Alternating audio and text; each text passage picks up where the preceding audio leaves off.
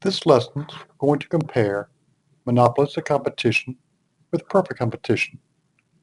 We'll assume that all firms maximize profit, which means the firms are going to produce the quantity that makes marginal revenue equal to marginal cost. Let's start with perfect competition. We showed earlier that perfect competition is good. In perfect competition, each firm faces a horizontal demand curve, so price equals marginal revenue.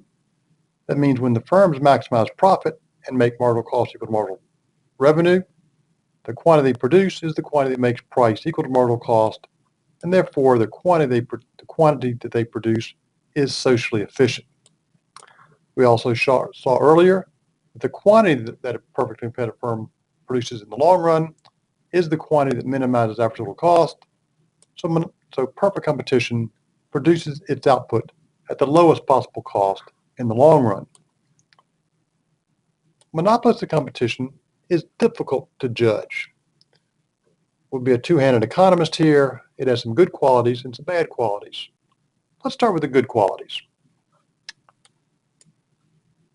Product differentiation. Product differentiation has some wonderful attributes. People like variety. One saying is that variety is the spice of life. Also, product differentiation lets consumers find the products that best suit them. Just consider as a hypothetical example, what life would be like if we had some regulation that required every hamburger sold by every restaurant in the United States to be the same. We had a standard hamburger, it became a commodity somehow. Well, we'd have the same hamburger over and over. You couldn't change the cheese. You had to have lettuce and tomato. You couldn't have it your way. And sometimes we like to have things a little bit different from time to time. That's variety. Also, some people don't want cheese at all. Some people want a double burger. Some people want lettuce, tomato, and mayonnaise. Some people want lettuce, tomato, mustard, and some people want nothing at all. Product differentiation lets consumers find the products that best suit their individual taste and desires. Product differentiation also gives rise to advertising. Some advertising is very helpful and useful because it contains valuable information. This information reduces the search cost for consumers. Advertising, at its minimum, tells consumers that the products exist. It can also have statements about quality, location, hours they're open, credit cards that are accepted, and price. All of this type of information can help consumers identify more quickly and easily the products that they desire the most, and also can help them shop and find the best price and best value for themselves. Studies show that prices are higher when laws prevent firms from advertising. The Mancue text talks about eyeglasses as an example. But monopoly competition has some things that economists don't like.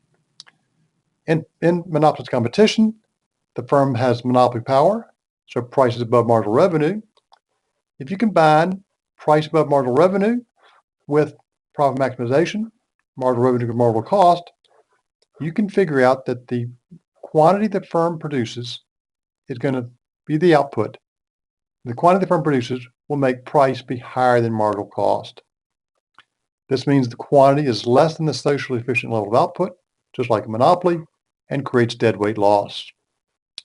Also, the quantity that the firm produces in the long run is less than the quantity that minimizes the average total cost in the long run.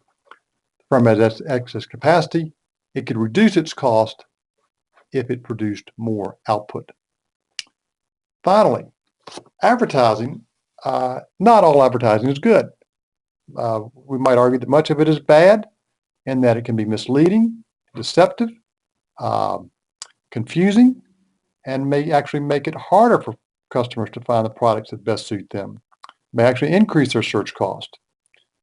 A more, I don't want to use your word vague, but a more general, a higher level criticism is that advertising doesn't so much tell people, doesn't so much as help people find what they want.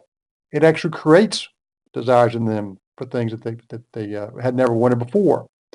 So if advertising is simply creating an artificial demand for something that consumers on their own would never have wanted, it's difficult to say that the advertising is serving a useful social function.